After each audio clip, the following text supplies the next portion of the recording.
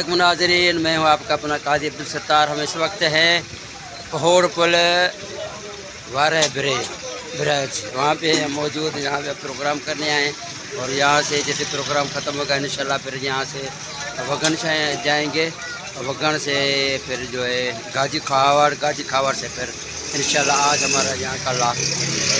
बड़ी मेहरबानी अब्दुल। अस्सलाम वालेकुम दोस्तों, हम इस वक्त हैं वारे अपना पहोड़ पुल वाला रोड जो कंबर की तरफ जा रहा है। ये जंगला देख रहे हैं आप दूर से।